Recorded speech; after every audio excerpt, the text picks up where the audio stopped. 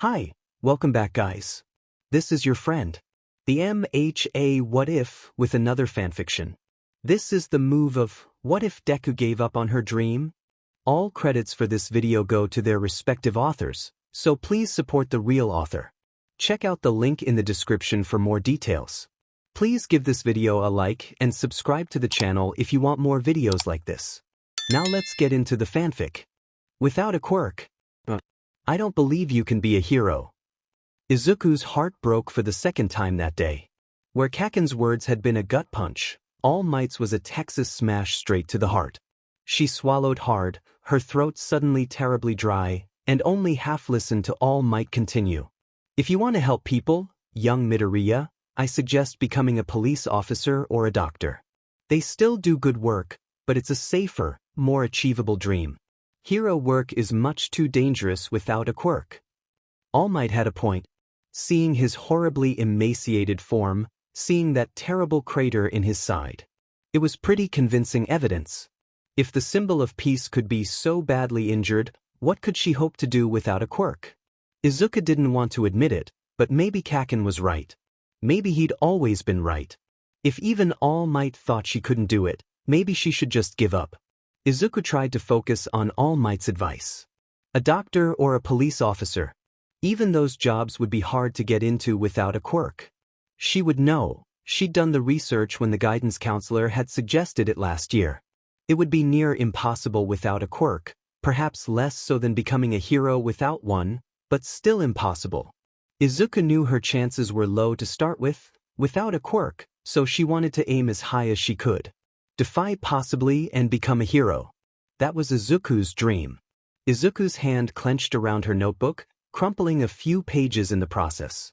But without a quirk, was there no place for her in the world? No place that would let her help others?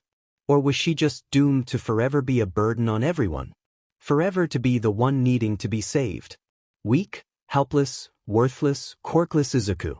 She lowered her head, eyes squinted tightly to ward off the tears that were welling there. She was a Deku, just like Kaken had always said. All Might said something more. Izuku didn't hear it over the roaring emotions in her mind. All Might left silently. And Izuku was alone on the roof. Izuku clutched her notebook tighter, as tears steadily streamed from her eyes and splattered against the roof. Maybe she'd do what Kaken told her to this morning. He was right about her being useless, wasn't he? Then he was probably right about that too. To take a swan dive off a roof, and pray for a quirk in her next life.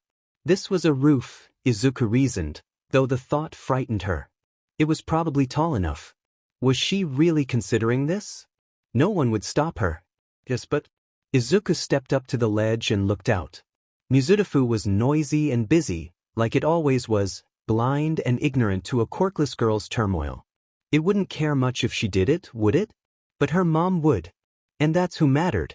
Her suicide would probably play on the news. There might be a memorial at the school for a little while, a short PRD of mourning. Then she would fade away, just another number for the statistics. Her mother would grieve her for years. She wouldn't be a statistic to her. She swallowed hard at the thought. Izuku couldn't do it. Maybe Kaken wouldn't miss her, but her mom would, wouldn't she? Her mom loved her. She possibly couldn't hurt her mom like that. She never could. Kaken was wrong. All Might was wrong. They had to be. Because if they weren't, what then? Izuku took a step back and flipped open the slightly crumpled notebook in her hands to the pages that now held All Might's signature. And tore them out. A choked laugh bit through her sobbing. Izuku wiped at her eyes with a sleeve, but the distant sounds of explosions drew Izuku's gaze up. The pages were forgotten, her overwhelming curiosity taking up the forefront of her thoughts. Was there a villain fight? Another set of explosions followed. Oddly familiar explosions. She gaped, heart quickening, almost beating into her throat.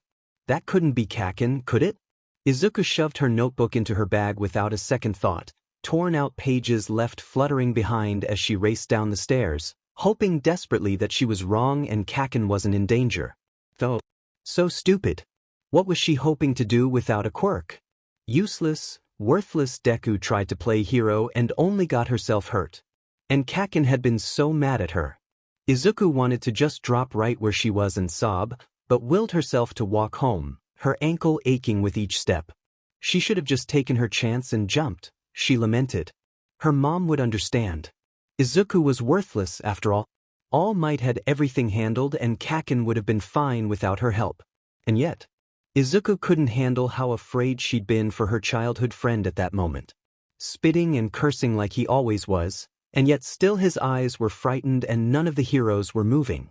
They just gawked with the growing crowd, complaining about their quirks being unsuited for fighting the sludge villain.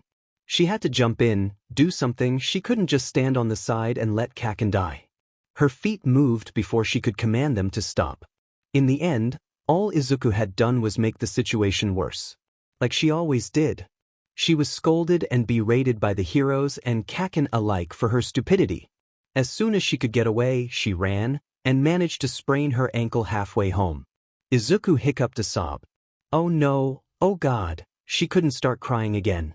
Her mom would be worried if she came home crying and she didn't want to hurt her mom. She would already have to lie about how she sprained her ankle, she didn't need tears to lie about too. She drew in a breath and wiped her eyes with her sleeves, steadying her breathing the best she could into a normal, slow rhythm. She plastered on a fake smile and opened the apartment door. The moment Izuku walked in, she knew there would be no lying about her ankle. Inko was watching the news, watching footage of Izuku running at the sludge villain. Apparently, the press had been there. Izuku hadn't noticed, and oh no, now it was showing the heroes reprimanding her in the background, All Might in the foreground being interviewed by a reporter. And then her mom turned around with the most heartbroken, disappointed face Izuku had ever seen. Shame and guilt surged through Izuku with that look. She had no excuses to give. Izuku, please go to your room. I'll call you when dinner is ready, and then we're going to talk about this. Understand? Her mom said coolly. It didn't match the quiver of her lip, the way she looked on the verge of crying. Izuku could only nod and scurried off to her room without a word. She slung her backpack to the ground, threw off her shoes, and collapsed onto the bed, finally allowing her tears to flow freely. Though Kaken wouldn't even look at her the next day at school. But the rest of the class more than made up for his silence. They had all heard about her stunt in one way or another, from another classmate or the news or from their parents, and they all were laughing about it. Izuku couldn't even go 10 minutes without hearing the whispers, the muffled giggling, the cruel jokes traded back and forth that Izuku knew were meant to be overheard. Even the teacher had snorted at a few. Lunch could not come soon enough. Izuku bolted from the classroom as soon as the bell rang. Evading other students as she raced through the hallway and skirted around swinging doors was a practice skill, one necessitated in avoiding confrontations with Kaken over the years. Finding an isolated spot away from the rumors and laughter was another such. The roof was usually empty, and as a result, it was often where she went to hide.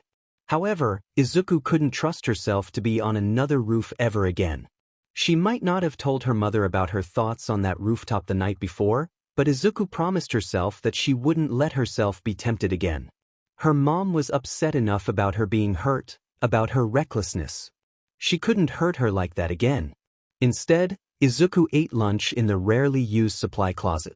It was cramped and musty, but over the years she'd hidden a few small comforts and treasures on the shelves, like a collection of foreign coins or the bright red feather Izuku swore looked just like one of Hawk's secondaries. For a little while, Izuku was safe from the ridicule of her classmates, tucked up in her little room. But lunch went by too fast and the rest of the school day went by too slow. Pulling the same trick of escaping the classroom at the ring of the bell didn't work a second time. Deku! Kaken caught the back of Izuku's scarf as she stood, then spun her around, and shoved her against the wall with an ugly sneer. Two other boys at his side copied the look and then moved to encircle her, Kaken directly in front of her. Izuku slid down to the floor, trembling under their looming forms. I bet you still think you can be a hero after the FING stunt you pulled yesterday, Kaken ground out. Everyone FNG saw it, Deku. Everyone saw how FNG worthless you are. Tears spilled from Izuku. Everyone had seen it. He was right. Everyone saw and everyone was laughing at her. There was no way she could be a hero, no way without a quirk, no way now that she was just a big joke to everyone. Izuku sniffled and curled into herself. You were right. Kaken stilled for a moment, fazed by her uncharacteristic concession. Then he barked a laugh. About Ifenji time. Of course I was right. Should have listened to me earlier, though. You'll never be a hero. Izuku bowed her head and sobbed, remaining slumped against the wall long after Kaken and his cronies had retreated from the classroom. Things did not improve for Izuku over the next few weeks. Izuku avoided her classmates as much as possible, but their torment followed her everywhere, even online. Somehow a few classmates had located Izuku's account on HeroBook, a site used by hero fans to speculate about quirks and the heroes that possess them, and spammed it with KYS messages and similarly uncreative, but hurtful insults. Blocking them did nothing. New accounts sprung up in their place and continued where they had left off. Izuku didn't look at HeroBook anymore. Kaken continued to mostly ignore Izuku, occasionally knocking her around, but not saying anything beyond calling her Deku and reminding her of her worthless quirkless status. If Izuku didn't know any better, she might think Kaken was checking in on her, assuring himself that Izuku had truly, finally given up, but that was ridiculous. Izuku would mildly, meekly, affirm that Kaken was right. She was a weak, quirkless, helpless Deku, and Kaken would agree, and that would be that. He never asked if she still wanted to be a hero, but it was implied. And her answer was a broken no every time. Midoriya Izuku was a footnote in the story of Bakugo Katsuki, and she had accepted it, even if it felt like her heart was in a constant state of fracturing. Kaken would go to UA and become the best hero, and forget all about his extra classmates and his useless childhood best friend. One day, Kaken would be a hero and Deku would remain a nobody. Purpose was hard to find. Izuku had dreamed so long of becoming a hero. All her skills and hobbies and passion revolved around that dream. Now that dream was abruptly gone and a gaping hole was left in its place. Nothing could fill it. Notebook 13, half filled with ideas and details on every hero or quirk she'd ever found interest in, ending in 2 torn pages, lay unopened on her desk. Hero memorabilia sat in boxes, shunted into the darkest corner of her closet. Posters of All Might were torn from walls, action figures were packed away. Her All Might bedspread was folded up and left to be forgotten in the bottom of a drawer. Even if she wasn't banned from following villain attacks, Izuku no longer felt the pull to watch and take notes. It was all pointless if she couldn't be a hero. Though, Inko would be lying if she said Izuku's sudden shift from bubbly hero banter to meek comments on mundane topics didn't alarm her. The change in her daughter's room's decor was also disquieting, as were the various hobbies Izuku had stopped engaging in altogether. Inko knew something was wrong, but Izuku had never done anything like this before, and Inko had no idea how to approach the topic with the sullen teen. After 3 weeks of this predictable, a bit worrying behavior, something changed. And not for the better. Inko woke up 6:45, made tea, and put on the morning news. A half hour later, Izuku had not come out of her room, despite usually being up by then. 15 minutes later, Izuku was still not out, and Inko decided it would best to check in on her.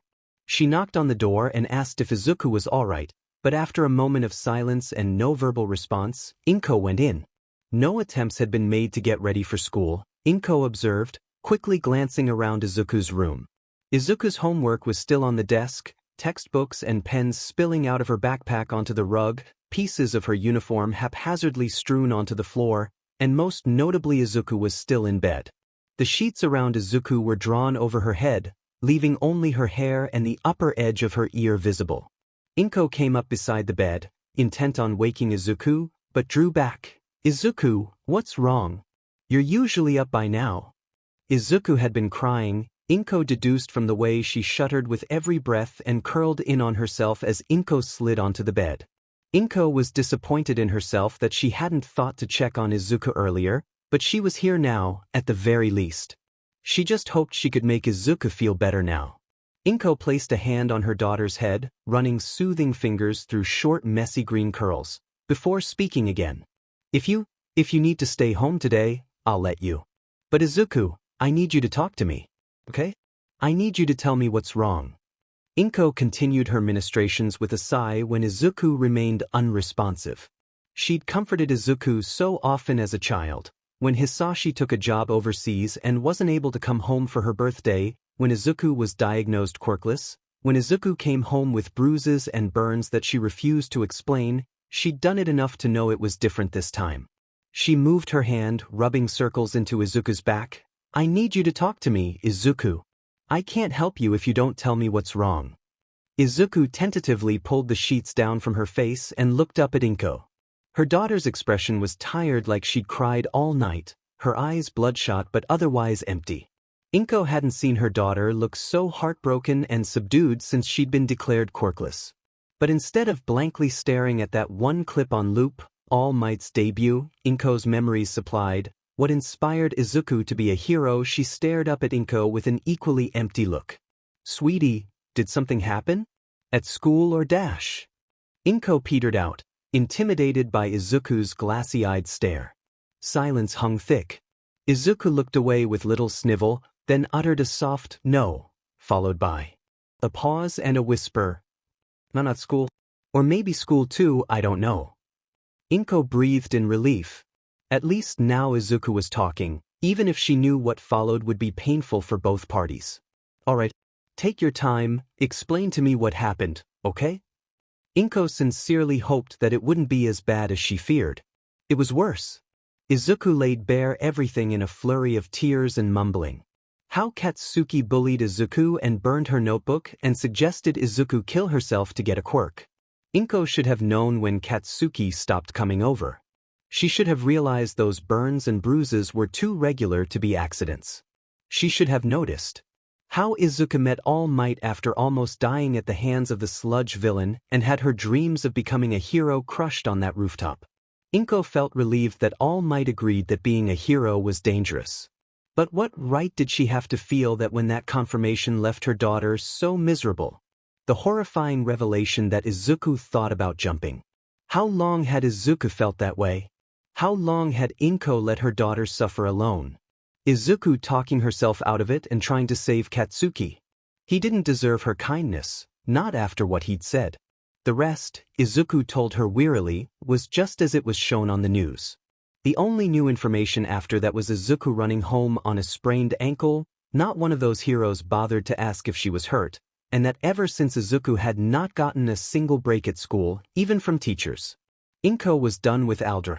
She was going to have words with the principal, and then she was pulling Izuku out. "I'm so sorry, Izuku. I never noticed how much you were hurting Dash." "No, Mom, you don't have to dash." "No. I never did anything. And that was wrong. I should have noticed something was wrong instead of deluding myself into thinking everything was fine. I can't fix what's happened, but now," Inko took a shaky breath, "now I am going to do everything I can to make sure that you never feel that way again." Inko held her daughter and they cried together for hours, Izuku with the hurt she'd been repressing, and Inko at the injustices her daughter faced and the guilt of not being there for her. When all was said and done, the two quietly got up and ate a late breakfast of pancakes topped with ungodly amounts of maple syrup, whipped cream, and berries. Izuku did not go to school that day, nor did she for the next two. And though it wasn't perfect, they found some semblance of happiness together over that time, exploring new hobbies and enrolling Izuku in online classes. Neither knew how soon it would all change for the worse. Eri ran. She didn't know where she was going, how she had managed to slip past the guard, but knew she needed to keep running. The slap of her bare feet on concrete, the pounding of her heart in her ears, and her panicked breaths overwhelmed any thoughts of how she'd done it. She strove forward, powered by desperation alone. This was a chance she couldn't waste. Twisting white walls, sharp turns, forking hallways, it was a maze that Eri had no idea how to navigate. She could be running in circles. She could be headed straight back to the room. But she hoped beyond hope that she was getting closer to the outside. To fresh air and sunlight, not dimly lit pastel walls and a heavy, sinister atmosphere. Away from Kai and the too familiar sensation of dying over and over without end. She needed to keep running. It was all she could do. Though Izuku was doing well. All things considered, her dream was still in pieces, but at least now her mom knew everything and promised to be there for her. She was even trying to help Izuku find a new dream. But Izuku knew it wouldn't be so easy if it were possible at all. Becoming a hero was all Izuku had ever dreamed of. Anything she'd considered besides heroics ultimately related back to her first dream.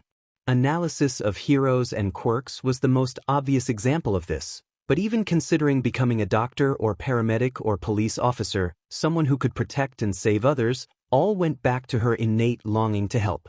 So, for now, while she was awaiting the coming week, the coming storm, more like she was content to let herself be distracted. Enrolling in online classes was particularly involved, keeping her mind on trying to figure out exactly what classes she needed to take to fulfill high school requirements. Wherever she ended up going, the pull to apply to UA still lingered, even now and away from her future. Izuku was still unable to fully comprehend not needing to go back to Aldera come Monday. It was unreal to think she would be free of the stares and laughter that had followed her like a curse for the better part of a month. She knew that that wouldn't completely stop it, of course. The people who recognized her from the news as she passed them on the street wouldn't discontinue their pitying looks or sneers. And neither would the bullies online, despite how many complaints she'd launched in the last 72 hours. Hero Book either had really crummy support or listing herself as quirkless in her bio had come back to bite her. But she digressed. Izuku's mom called the school before the school called her, which was saying something, considering Izuku had been absent for 3 days at that point without any notice. Talk about negligence. A meeting with the principal, a woman who Izuku never liked and who Inko admitted to wanting to tell off with a gleam in her eye, was set for Monday morning. Izuku, even with her mom's assurances that Izuku wouldn't have to do any of the talking, was worried about the inevitable confrontation. Her fretting, which manifested as blasting music through her earbuds as she completed an excessive amount of chores, had not escaped Inko's attention. Which was why, bright and early Friday morning, she declared that they both needed to get out of the apartment and do something away from Mizudafu. An hour's bus ride later, Izuku wasn't sure if she was still in Mizudafu or in another city, but that wasn't important. Izuku wasn't big on the idea of a day trip at first, but after Inko suggested using it to shop and to find new decorations for Izuku's admittedly very bare room, Izuku relented. Izuku had never really enjoyed shopping for herself, but she had to admit that it would be good to change things up, maybe even paint the walls. But ultimately, do whatever it took to make her room hers and not simply a shrine to all things All Might. Izuku never understood the appeal of shopping. At least, she didn't understand why people liked doing it together for fun. It was tedious and dull, yet absurdly difficult. Especially now, when Izuku was having to start completely fresh. What did she like that wasn't All Might or quirks or pro-heroes? Where should she start? Izuku was immensely glad for her mom's input for that reason. Inko knew where to look and could point Izuku in the direction of what she needed, even offering advice on color schemes when Izuku struggled. By noon she'd picked up a couple of posters for video games she'd enjoyed, new sheets patterned with little green bunny heads, some thick forest green curtains, a new wastebasket, and a few other knickknacks to decorate her desk and shelves. It was almost liberating to find things that Izuku liked that didn't revolve around heroes. It proved that she didn't need the suffocating presence of broken dreams and memories of words cruel, yet realistic, in her room anymore. She could be free from the restrictions her idolization had once placed on her. Izuku swore that, as soon as she found a buyer, she was selling all of her memorabilia. She couldn't stand even knowing that it was all still in her room, even if it was packed away and hidden from sight. Yes, everything was going well for Izuku. Up until Izuku went to look at the time on her phone, that is, and discovered the device was missing. Then Izuku was ready to panic, just a little. Oh geez. Inko looked up from her tea at Izuku's nervous tone. They were sitting outside a cafe, bags at their feet, both enjoying the cool spring air. She looked at Izuku questioningly. I think I might have, Oh, I definitely left my phone somewhere. Shoot. Izuku blurted. Her mom just shook her head fondly. She was not unused to Izuku getting so wrapped up in a task she forgot everything else around her, which was likely what happened with her phone. Do you remember where you might have left it? We have been through quite a few stores today, Inko prompted. We might need to double back to look for it. Izuku racked her brain. Where had she last used it? Somewhere around the late morning while they were walking. So it had to be a store fairly close by. Where would she have had it out and set it down? Maybe the game store. She had had it then because she remembered taking pictures of a few titles that she might want to explore when she got home. So most likely it was there. It was only a few blocks away, maybe a 15-minute walk if she walked quickly. She could probably just... The game store? That's not too far away, is it? If you want, you can go and find it. I'll be alright to wait here for a little bit. It really is very nice out today. Izuku rubbed her neck, embarrassed that she'd likely just mumbled all that out loud. She smiled gratefully, rising from the table. Thanks, Mom. I'll send you a text once I find my phone. Izuku retraced their steps with ease. Fortunately, the route they'd taken walking was fairly straightforward, just down Main and cross at 2nd. Her phone might have fallen along the way. Though she lamented that if that was the case, it was likely it had been picked up or stolen by now. She slumped a bit at the thought but continued to walk at the same speedy pace. No need to be pessimistic, Izuku. She admonished herself, nearing a thin alley between two empty storefronts. Izuku's eyes caught something for just a moment before a little girl came tearing out onto the sidewalk, breathing, red eyes enormously wide as she glanced up and down the street before her eyes settled on Izuku. Izuku hesitated only a second before she sped up and was by the little girl's side. Are you all right? Izuku asked, crouching slightly to meet the little girl's eye level, and extending her hand. The little girl flinched back, seeming surprised or afraid of her movement. Izuku blinked, not liking the possible implications, and gave her the warmest smile she could. I hope I didn't scare you. My name is Midoriya Izuku, but you can call me Aizu-chan if it's easier. Would you mind telling me yours?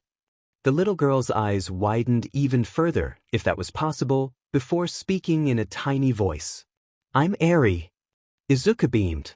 Good, Eri was speaking to her. Are you okay? Do you need any help, Eri-chan? Izuku took a better look at Eri as the little girl gripped nervously at her dress. She was dressed very plainly. A beige dress, no shoes, and what she had first thought were sleeves turned out to be fresh white bandages. The bandages and lack of shoes, in particular, left a bad taste in Izuku's mouth. Please. Can you help me? Eri whimpered, glancing back into the alley she'd come from, like she expected something terrible to be there, hot on her heels. Izuku cursed her luck. She didn't have her phone and she would have to carry Eri either back to her mom or the game store. Izuku looked up and down the street, hoping to maybe flag down someone who would lend her a phone. Not one person was around besides them. Izuku grimaced internally. Really bad luck today, apparently. Eri-chan here, may I? She offered both hands to Eri in a pickup motion and the little girl stared for a second before nodding tearily. Izuku hoisted the frail girl into her arms and situated her on her hip. Eri took to the hold immediately, tucking her head into Izuku's shoulder. Izuku started walking towards the game store. Even if they didn't have her phone, they would at least have a phone to call the police, and then Izuku could call her mom. It was the best option. Can you tell me why you were running? Or who you were running from? She asked, curiosity getting to her as she cradled the girl's head. Eri sniffled a bit, her tiny body held so tensely Izuku thought she might shatter. I'm a curse. Kai says I am and Kai hurts me to help. I didn't want to hurt anymore, was her muffled reply, startling Izuku into stopping. She held Eri tighter now, trying to calm her frantically beating heart. Eri was being abused, she just confirmed it. Izuku needed to get Eri away from this block now. Izuku grit her teeth, walking again with purpose. Cursed? No one is cursed, Eri-chan. Kai is lying and has no right to hurt you. I'm going to make sure no one hurts you again, okay? Eri shook her head. I know I'm cursed. My quirk, it hurts people. It can take quirks. Izuku frowned, kept walking, but replied, It's a good thing I don't have a quirk, then. You couldn't hurt me. Eri's quirk was probably like Eraserhead's, some kind of quirk elimination that may hurt when affecting someone. Izuku couldn't be sure, but it was the most likely option. Eri's voice rang like a bell, almost in awe of Izuku's words. You mean it? My quirk couldn't hurt you, Aizu-chan? No, I don't think it can. You know, I bet it's a really good quirk too. Sometimes quirks seem bad, but that's just because they're used wrong. You probably only got your quirk a few years ago, So it's volatile, or tricky right now. Practice and I bet things will get better, right? Eri looked up at Izuku, again startled by her words. But my quirk, it hurts people. Kai always said dash. Kai hurt you, Eri-chan. You don't have to believe whatever he told you. You are not a curse. Eri's lips trembled, her grip on Izuku's shirt tightening, and tears came heavy and hot. Izuku's heart ached for the little girl. Her situation was horrible, but also terribly similar to Izuku's own. She had been told being quirkless meant she was worthless, like Eri had been told her quirk made her a curse. And she'd believed it and still did to some extent, just like Eri did. The people who were supposed to love and encourage them hurt them, for something neither Izuku nor Eri had any control over. It wasn't fair that Eri had to go through it too. Izuku had given up on becoming a hero, but she would be mad if she couldn't at least save Eri. She could show this little girl the kindness that Izuku had always longed for and never received. Izuku could be Eri's hero. Nearly there, Izuku thought, shifting Eri into a more comfortable hold as she approached yet another alley. The little girl still clung to Izuku like a lifeline, whimpering into her shoulder. Izuku could do this. Eri was almost safe. Izuku was going to save her. Izuku's already waning luck, however, chose that moment to run out. Out from another alley, just before the block's end, came an oddly dressed man with glinting golden eyes. Izuku stilled as the two stared at each other, both sizing up the other in an instant. He was tall, at least taller than her, wearing a green jacket with purple hair around his collar, and a beak-like mask tipped with gold. He was intimidating but carried himself almost lazily like he knew he was in control. Izuku knew she was outmatched, but there was a chance this man Kai didn't know that. I must apologize for my daughter, she likes to run off. Eri's head twisted at his voice and her eyes filled with dread. Izuku knew then she could safely assume this was Kai. Izuku kept her hold on the little girl and didn't step back even as Kai took several long strides toward them. He seemed to look past Izuku, only focused on Eri and keeping her attention as he spoke. Eri is very emotional. I'm sure she was scared when I lost her, so thank you for finding her and comforting her, Midoriya-san. Izuku tensed. She'd told Eri her name fairly early on, which meant Kai had likely heard everything, including that she was quirkless. Izuku would curse her luck again, but knew at this point she'd had no luck to begin with. Kai was very close to them now and fidgeting with the edge of one of the pristine, white surgical gloves he wore. Eri jerked in Izuku's arms and Izuku was forced to crouch so Eri could leave her arms without falling a few inches and hurting herself. But Izuku kept a hand around Eri's waist protectively, keeping her at her side. You're Kai then? A statement, not a question. Izuku could hardly keep the tremble of anger out of her tone. Kai stopped his fidgeting for a moment, and his focus turned away from Eri to Izuku. Midoriya-san, I'd rather not cause a scene, he chided, returning his attention to Eri, who was crying and shuddering in Izuku's hold, getting more anxious by the second. Come, Eri. We don't want to get your new friend into any trouble, do we? We don't want her to get hurt. Eri struggled away from Izuku, but Izuku held firm. Every hair on Izuku was on end. Kai clearly had some kind of powerful quirk, and he was holding that power over Eri's head, threatening to hurt Izuku if Eri did not comply with his demand. Izuku couldn't let Eri go, even then. Izuku couldn't just let Eri go back to Kai, back to the hurt and abuse she'd been subjected to. Kai surged forward, an ungloved hand headed straight for Izuku, only for Eri to cry out and distract him. No. Don't hurt her. I'll go with you please. Just don't hurt Izu-chan.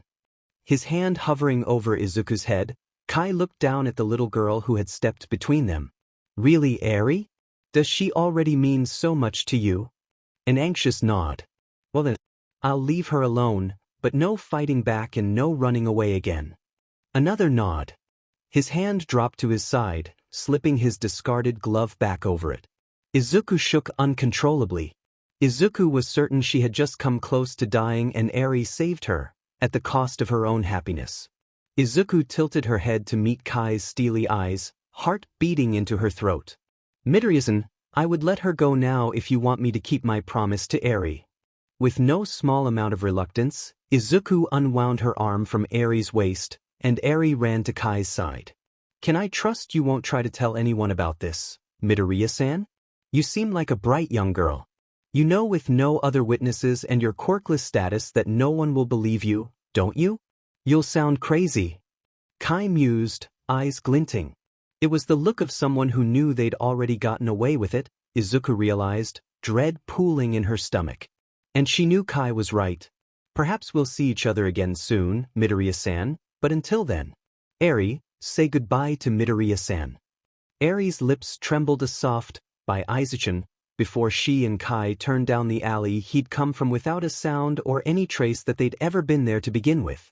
That night, hours after Izuku found her phone and lied to her mother about why she took so long to text her, Izuku could only stare at her ceiling and recall Kai's chilling voice as he promised not to hurt her in exchange for Eri's compliance, and his subtle promise that they would meet again and soon. Chisaki Kai was going to kill Eri's current minder when he returned to the compound. And maybe the idiots who patrolled that level as well. Apparently, the threat of being overhauled wasn't enough to encourage extra vigilance concerning the child. He would have to remind his underlings of what failing him looked like. Kai wasn't looking forward to the cleanup. He strode briskly through the halls, the faintest sounds of tiny bare feet on concrete and whimpering guiding him toward the direction of the runaway child. He would let her run ahead of him for now, let her tire herself out so she would be easier to collect once he caught up to her. Kai wasn't worried about her getting out, even as he recognized the way Eri was headed was getting uncomfortably close to one of the alleys that served as an access point to the compound. Yet sure enough, the sound of a door being opened made Kai frown beneath his mask. He quickened his pace, discarding his previous confidence. If someone saw her, they could easily jump to conclusions and take Eri, which was unacceptable.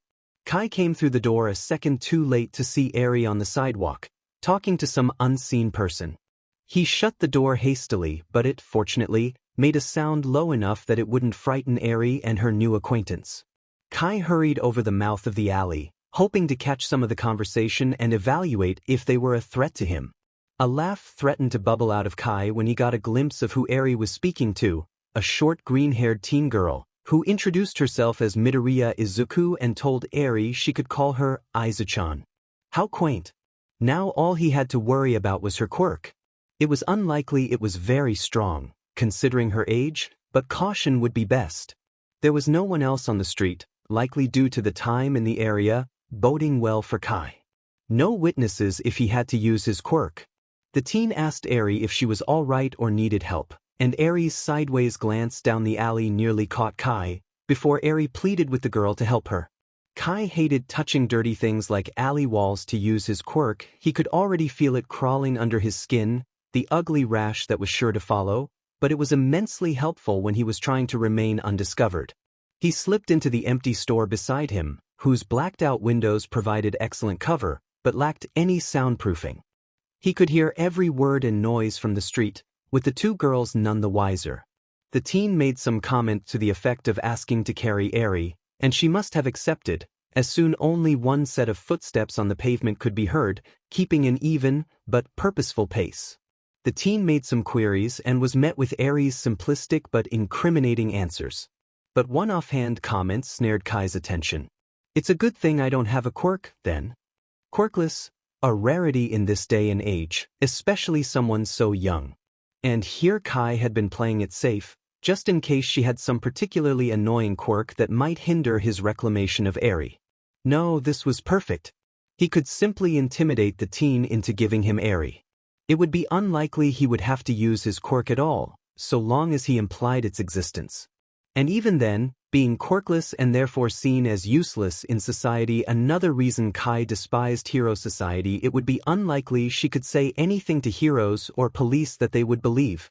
His musings distracted him long enough to realize he was nearing the wall between stores and again had to use his quirk to enter the next store over to keep up with the two girls. He was glad he was almost to the next alley. Kai wanted to reclaim Eri as before anyone else happened upon her. The teen's conversation had turned to Eri's quirk, with the teen reassuring Eri that she wasn't a curse annoying. He hoped Eri wouldn't get any ideas from this girl and that he was lying. No, Kai did not lie, he manipulated Eri, but never lied. Her quirk was a curse, and his work in developing quirk-destroying bullets would change the world, cure it of the plague of quirks, and bring the shy Hasaikai back to power. Eri's suffering would bring about salvation for humanity, she just didn't understand that yet. And there was the wall. Kai reluctantly used his quirk once more and pulled his glove back over his bare hand. He would need to do some serious scrubbing when he was back in his quarters, as the start of a rash on his palm was undoubtedly the result of touching the filthy, dusty walls of the alley and empty stores. The teen's voice bled into through the alley, loud enough for Kai to reasonably assume she was close. Time to put an end to Eri's little rebellion. Kai strode onto the sidewalk and got a more thorough look at the teen girl carrying Eri. Emerald green eyes fixed on Kai and freckled cheeks went pale. Her frightened face was framed by short curly hair, a rich green bordering on black. She wore a plain white t-shirt, which Eri was currently sniveling into, with the kanji for shirt in black font. Medium-length cargo shorts and garish red high-top sneakers completed the look. Overall, rather plain. Yet those bright eyes told another story. She was sizing him up as well, searching for clues to his quirk through his appearance. But Kai doubted she would be able to guess his quirk, considering how upstaged his gloves were by his mask. Though Kai knew that the teen wouldn't be fooled after what Eri had told her, he attempted civility. I must apologize for my daughter, she likes to run off. His voice drew Eri's attention to him immediately. The teen remained frozen in place as he advanced toward them, while Eri clung tighter to the teen. Eri is very emotional. The teen looked unconvinced, as he'd expected. I'm sure she was scared when I lost her, so thank you for finding her and comforting her, Midoriya-san, Kai added, watching the teen closely for her reaction at his usage of her name. Kai was not disappointed. The teen tensed up and her eyes went wild with panic, the growing aura of dread around her almost palpable. But Kai was growing bored of the teen's silent fear, and so looked to Eri to assure her attention was still on him and began deliberately pulling down on the edge of his glove. Eri's reaction was immediate, frantically pushing out of the teen's hold, much to the teen's consternation. Eri had only managed to get onto the sidewalk in the end, with the teen keeping Eri huddled at her side. You're Kai then? The teen stated, breaking her petrified silence. Her voice was trembling, but Kai was surprised to find it not with fear, but anger. Fascinating, how quickly the teen had become so defensive of Eri. But it was no matter, knowing what he knew now. The quirkless teen could be stubborn all she wanted, but Kai would be taking Eri back one way or another. He smiled wide beneath his mask, relishing in her hesitancy to speak again. He took quick stock of his surroundings while she cowered. Once he'd been assured there was still no one to see them, he provoked Eri once again. Midoriya, I'd rather not cause a scene, he chided, knowing full well there was no one to cause a scene for. Eri continued to struggle against the teen, distressed tears falling from the little girl's eyes in droves. Come Eri, we don't want to get your new friend into any trouble, do we? Kai lowered his tone menacingly, then drove it home by removing another finger from his glove. We don't want her to get hurt. But the teen still wouldn't budge, even with Eri fighting her hold, even while quaking in fear of Kai. Her eyes burned with the smallest spark of determination. It annoyed him. He pulled the final finger of his glove from his hand and lunged. Even as the teen saw his movement, there was a resolution in her eyes that he ached to destroy. But Kai stopped before reaching her head, interrupted by Eri's screams for him to not hurt her, Aizu-chan. Panicked promises to listen and obey him so long as the teen was safe. He was struck by Eri's unusual show of courage. To get between him and a victim was unlike her. It was clear that Eri had bonded with the teen, in a way none of her minders had managed before. Eri had long since stopped reacting to threats to her well-being but was made compliant when one teenage girl, who had protected her for less than 5 minutes, was threatened. And wasn't that interesting? He could exploit that, keep Eri tied to him through the fear of someone else getting hurt for her little rebellions. Perhaps this rather annoying event had a silver lining. Though Eri was between them, the teen was still holding Eri in front of her, but much looser than before. Kai taunted Eri, keeping his hand poised over her precious Aizen. Really, Eri? Does she already mean so much to you? Eri nodded violently. Well then, I'll leave her alone, but no fighting back and no running away again. Another nod.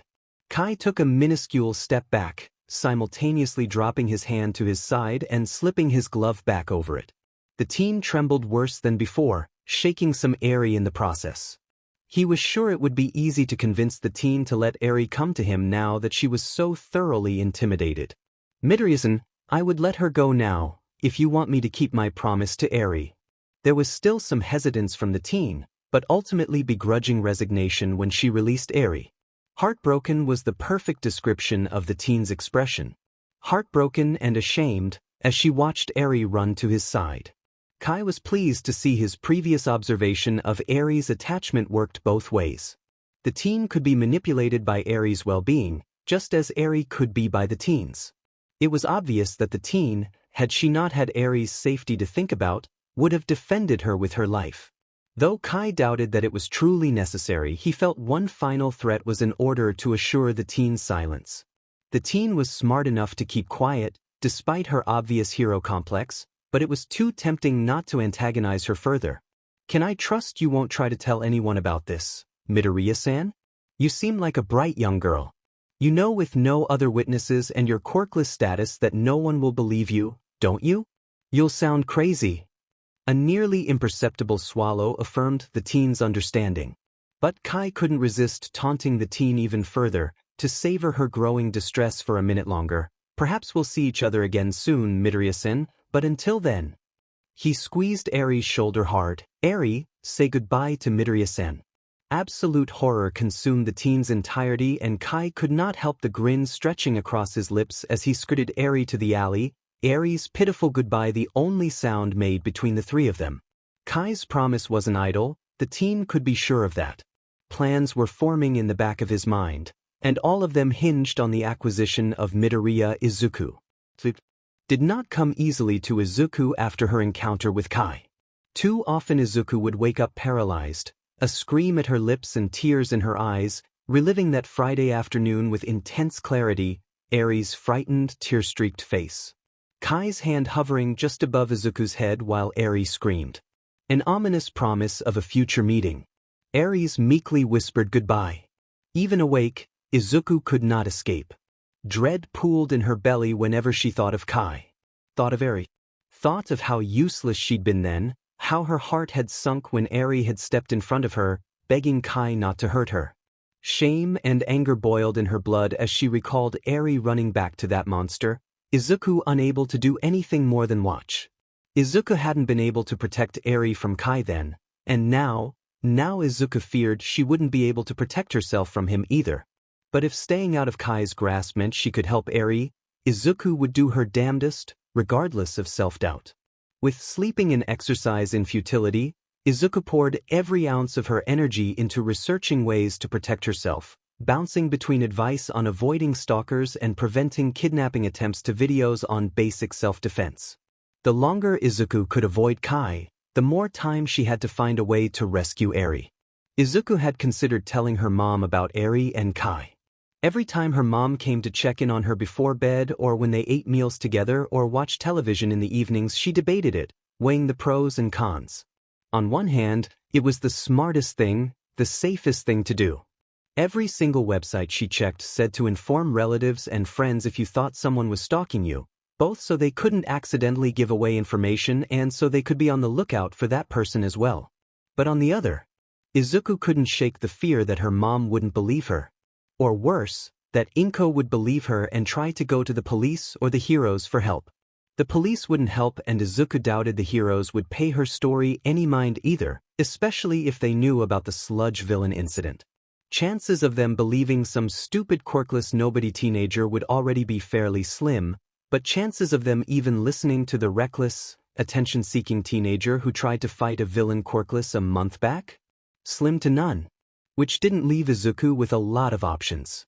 So far, the best idea Izuku had was sending an anonymous tip to the police and a few local hero agencies. Anonymous tips, though, were no guarantee. Even if a hero or officer read her tip, Izuku worried her lack of detail would mean immediate dismissal. Maybe their names, descriptions, the vague area, some suspicions of abuse, and the hostile and threatening behavior Kai exhibited would be enough. Maybe it wouldn't. Izuku couldn't be sure. It was fortunate that Inko hadn't made Izuku leave the house all weekend, but Izuku knew she couldn't stay inside forever. She also had the meeting on Monday, which Izuku couldn't get out of, but figured would be relatively safe considering she would be at a busy school accompanied by Inko. Not the easiest place to murder or kidnap someone, without witnesses at least. Beyond that, though, Izuku knew she would have to take extra precaution going out from then on. Monday morning came with anxiety and anticipation, though why and how these feelings were shown differed greatly between the two Midoriya women. For Inko, it meant waking up early, getting ready for the day the same way she would have prepared for an interview when she was younger. A sharp dress suit, makeup, hair brushed and pinned up in a tidy bun, and a quick rehearsal in the mirror before coming out to make breakfast. Inko was nervous but excited all the same. She was going to enjoy giving the Aldris principal a piece of her mind for what they'd allowed to happen to her only child. For Izuku, it meant waking up at 2 a.m., lying awake in bed running over what she'd learned the night previous, before slipping out of bed a half hour before they needed to leave. Little thought was put into what she wore. She simply threw on a nicer skirt she hardly ever wore and a plain tee. She put some effort into taming her curly nest of hair, before deciding it was a losing battle as always, and went out to join her mom for breakfast. Izuku wasn't paranoid, but she was plenty trepidatious. This would be the first day she'd been out since her encounter, and Izuku wasn't wholly sure what to expect from it. Was it safe, even with her mom at her side, even going to a busy area? Kai knew her name, it wouldn't be difficult to find her apartment or school, and after 2 days he likely already had. But Kai was intelligent and cautious, seeming unwilling to risk creating witnesses. He'd proven that with how he'd behaved during their encounter, starting with manipulative pleasantries, only shifting to intimidation once he'd been assured of their isolation. Little conversation was had over breakfast, but neither minded. Inko was too busy fretting over what she wanted to say, and Izuku was too tired to care about a relatively trivial thing like a school meeting when she had a little girl to save and a potential murderer to avoid. Though Deku hadn't been to school since Tuesday, and Katsuki was not sure how to feel about it. He definitely wasn't concerned or any of that bullshit, but the nerd rarely missed school. No one could say why either. The teachers called her name, marked her absent, and moved on. No reasons given. Despite how annoying it was when she did, it was effing weird not to have Deku trailing after him. Not that she'd done that the last few months. Some extras joked about Deku taking Katsuki's advice. And he hoped not. He didn't actually mean what he said. He was at his wit's end with her bullshit that day. There was no DMN way Deku could get into UA without a quirk, and he was insulted by the simple fact that she was still going to try anyways. Like she thought she was better than him. So yet it slipped out. She'd get over it. Then that DMN slime villain shitshow happened. He remembered being said, both at Deku's idiocy and himself for his own weakness, when he confronted her the next day. Katsuki wouldn't admit it, but it was startling to hear, "You were right," from her. After years of Deku trailing after him, never wavering in her stupid ideas about becoming a hero, believing they were somehow equal, she had finally given up. He didn't believe it for a second. Yet, in the following months, Katsuki's disbelief faded. Deku was practically a ghost, meek and frustratingly silent. Nothing he said or called her was denied. She rolled over and took every insult without a fight. Not once did the teacher bring up Deku's intention to go to UA again, and the nerd never had that stupid hero notebook with her anymore. Something was off with Deku, and then she went and disappeared. Katsuki hated and feared the implications. Deku wouldn't actually do it, would she? Maybe the extras had a point. Though Monday marked the 5th day Deku wasn't at school. Katsuki liked getting to school early. Before school was the best time to ask teachers about homework or projects, and if he had none or finished early, it meant he could spend a blessed few minutes away from the hag and all the extras. Today, however, he had a different reason to come early. On Thursday, while bringing some paperwork to the office for a teacher, Katsuki overheard a phone call with the principal. Katsuki hadn't put it together immediately, not until Deku's name was tossed in, but Auntie Inko was the person on the other end. And she'd requested a meeting about Deku. A meeting about Deku didn't mean she was dead, Katsuki understood. But it didn't mean she was okay either. Katsuki burned with curiosity, and only by coming early and seeing Deku for himself could douse the fire. Katsuki spotted Deku sitting outside of the principal's office, and a wave of frustration and relief crashed over him. Of course Deku wouldn't be FNG stupid enough to listen to him. She never listened to him when he told her to F off when they were little, so why would she have listened then? Where the hell have you been, Deku? Deku's head shot up in his direction and she stared like a deer in the headlights. But Katsuki wasn't braking to avoid this particular deer. He sped towards her, furious, palms popping with tiny explosions until he was only a few inches away. Deku's stupidly wide eyes widened exponentially, but she remained stunned in place. "Oh, hi, Keikikaken." She stuttered pathetically after a second, not answering his question in typical Deku fashion. He got right in her face and repeated himself. "Where the effing hell have you been, shitty nerd? You were gone for 4 effing days and no one would even say why." Deku shrunk in on herself, muttering something inaudibly. Had Katsuki mentioned how frustratingly quiet she'd been lately? How annoying it was. "Huh? FING speak up, Deku." Izuku was only slightly louder, but at least then he heard what she said.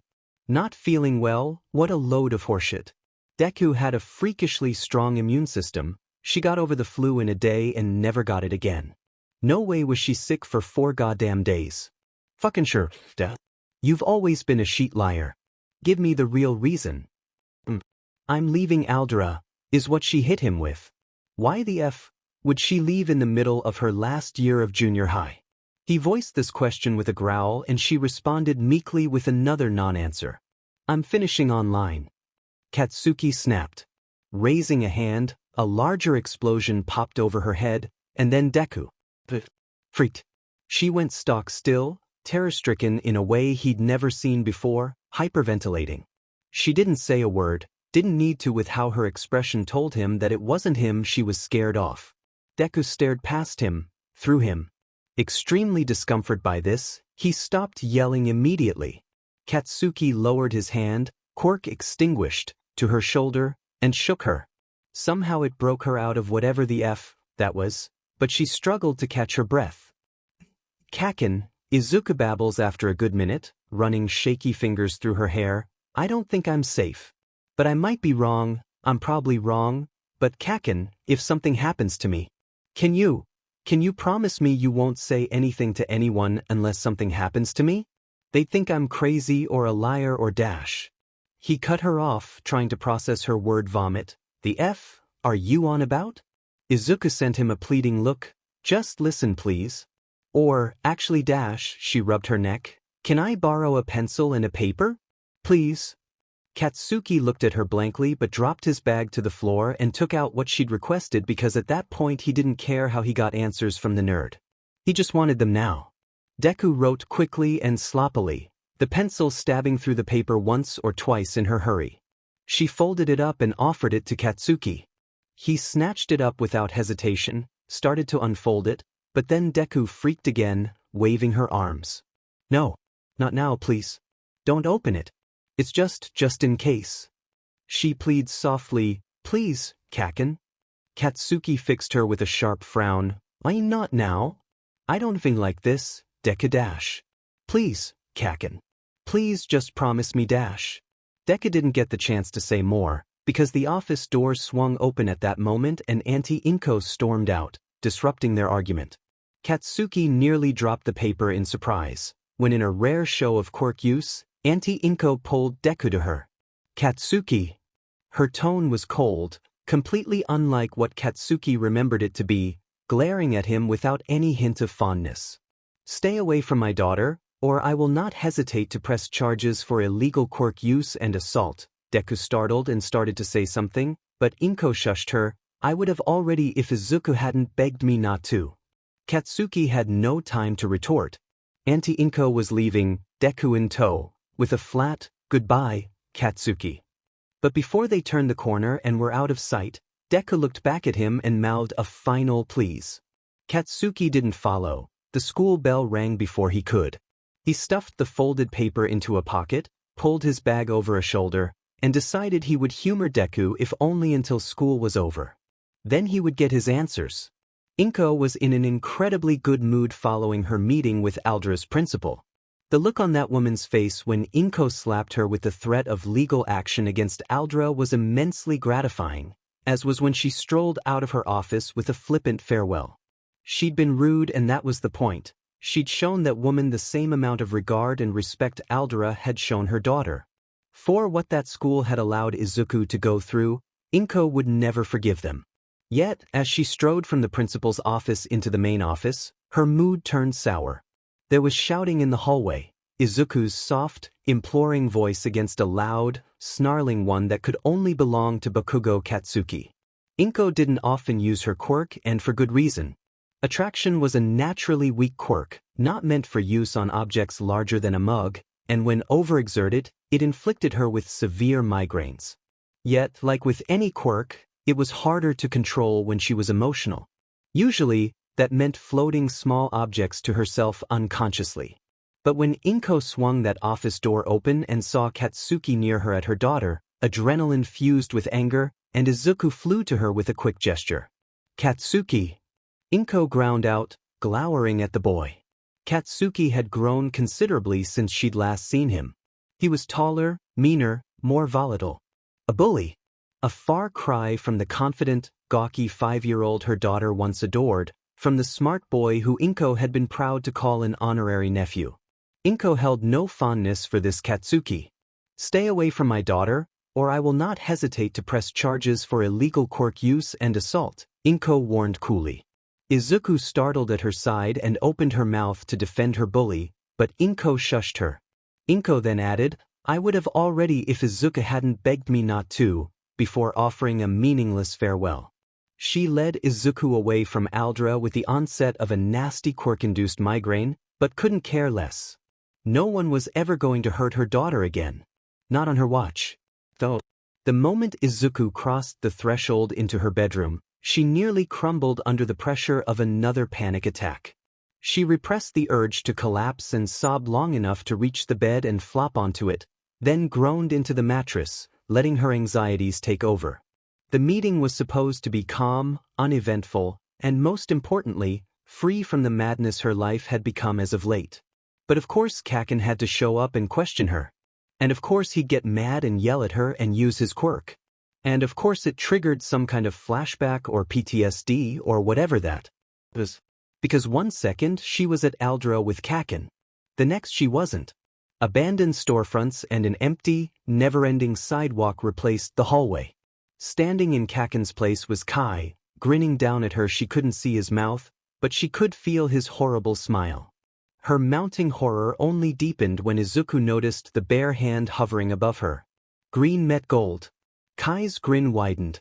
The hand descended on her at a frightening speed, but there was no Eri to stop him this time.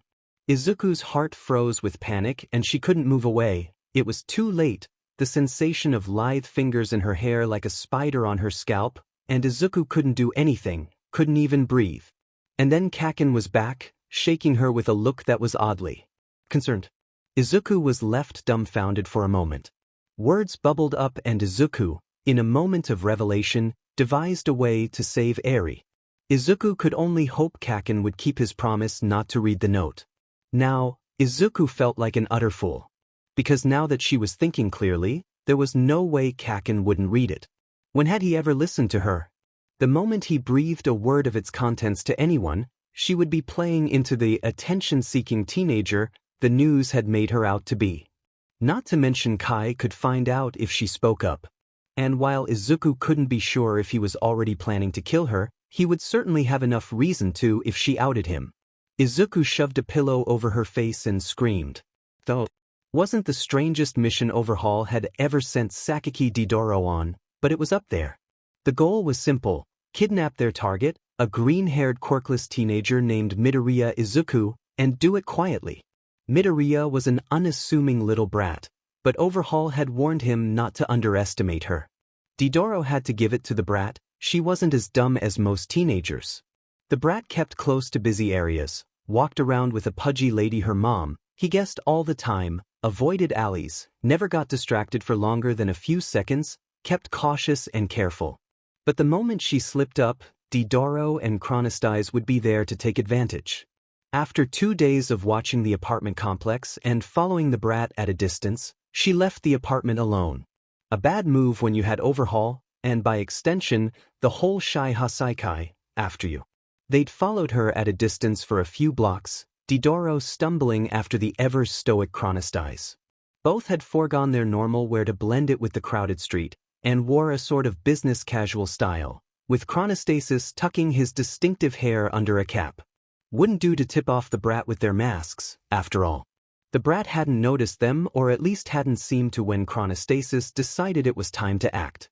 Didoro took a swig from his flask in preparation, getting enough of a buzz that he could use his quirk to subdue the tiny teenager, but not affect Chronostasis too badly. Then he waited until Chronostasis gave him a nod, which meant the van was on its way, and made his move. Didoro advanced on the brat with an exaggerated sway and purposely bumped into her, the brat falling to the ground with a cry. Right on cue, Chronostasis swooped it with a false apology on behalf of his friend. He helped her to her feet, then pretended to walk away, chiding his drunken fool of a friend as he did so. Meanwhile, Didoro activated his quirk, sending the brat stumbling once again. Chronostasis caught the brat and kindly requested to help her home, because it was the least he could do, while keeping her steady. The brat shrugged him off, claiming to be fine and regarding them both with narrowed eyes and a tight smile, but Chronostasis insisted. She relented after taking a few unbalanced steps away from them, but watched both of them closely as she led them in the direction of her apartment. Not far from being back at the apartment, Chronostasis glanced around the street, and then at Didoro. Both men stopped abruptly, startling the teen, and Chronostais whipped off his cap and struck the already sluggish teen with the minute hand. As horror dawned across the brat's features, she opened her mouth to scream, but Didoro covered it before she could get any sound out. Pain bloomed through his hand and Didoro suppressed a yelp. The brat bit him. But before the brat could try to scream again, the van pulled up next to them and the side door slid open. Chronostasis dragged the brat in, Didoro following them, and a few Yakuza held her down, while Chronostais produced a syringe of sedatives. He expertly located and injected it into a vein, and the brat went limp in minutes. Didoro smiled in spite of his throbbing hand. Overhaul would be pleased. Though, by the time Katsuki found Deku's note, crumpled up in the bottom of his school bag, it was too late. He'd only just finished reading through it, growing more and more alarmed by its contents when the hag yelled at him to come down from his room. Inko just called, "Brat. Izuku-chan is missing." Deku's words came back to him, words he should have paid closer attention to in an instant. "I don't think I'm safe. And, if something happens to me, can you promise me you won't say anything to anyone unless something happens to me?" And Katsuki was out the door and sprinting toward Deku's apartment, the hag calling after him. When Katsuki arrived, he stood dumbly, taking in the scene. Police were gathered around the Midoriya apartment. One officer was consoling Auntie Inko, while another attempted to take her statement. Other officers were inspecting the area, interviewing neighbors. One of those officers approached Katsuki, asked why he was there. Katsuki felt the paper between his fingers, full of names and details he should have read sooner, and shoved it into her hand. Izuku gave me this 2 days ago. Said some sheet about not feeling safe. I think this guy, Kai, she mentioned that name in this, I think he's why she's missing. The officer hurriedly thanked him, requested Katsuki to stay where he was, and ran off to bring the new information to the others. Katsuki did as he was told for once in his life, the shame and guilt sitting heavy like a stone in his gut, keeping him rooted in place. Deku was really gone this time. And Katsuki was too late to save her. Izuku woke up in the dark, feeling better rested than she had in weeks. But as her eyes adjusted to the darkness, and her brain sluggishly caught up with her senses, the comfortable feeling she'd been enjoying was replaced with slow-blooming confusion. She was not laying in her bed but sitting upright in a cushioned chair. She was still wearing what she'd worn to go get groceries, but her shoes were missing. Which wasn't all that weird. She supposed she's probably just fallen asleep on the couch. She'd done that before. But something was still off. She moved to rub her eyes and panic spiked through her. She couldn't move her arms. She glanced down. There was some sort of scratchy fabric encircling her wrists, and though it was hard to see, her ankles too. What was going on? Pieces of memories flooded back. Leaving the apartment alone. A wide-eyed, almost deranged-looking drunk man knocking her off her feet. Being apologized to by his supposed friend. Handsome, gentlemanly, but almost overly so? Too polite, too kind. Then unbalanced, shaky steps when moments before Izuku walked with ease and purpose. More polite insistence from the artificially, no, coldly, courteous. Budding suspicion, wariness, but not nearly enough to make a difference in the end. It came back to haunt her, to strike her both literally and figuratively that she's been naive and trusting. And she had fought them, but she was unstable and slowed. She could taste something faintly, like metal or iron. Blood, she concluded. Not her own. Then a prick in her arm and frightened resignation. Kai had come for her, she realized darkly. She knew it would happen eventually, but she wished she'd known it would happen sooner than later. And now it was real. Now it was tangible. It had happened. Kai had her at his mercy. Izuku strained to see through the darkness, but she could hardly see past her knees, and could only faintly make out the floor. Experimentally, she rolled her wrists against the bindings, but found they were much too tight to make any meaningful attempt to escape them. So Izuku was forced to wait for the inevitable. No more than an hour and no less than 20 minutes later, a door opened to her left, and light flooded in. Izuku did not bother to assess her surroundings, her attention focused solely on the lanky man in the doorway, and the long, escapable shadow he cast over her. Gold met green. Hello, Midoriya-san. I said we would meet again soon, didn't I? Kai said, taking a few long strides toward her.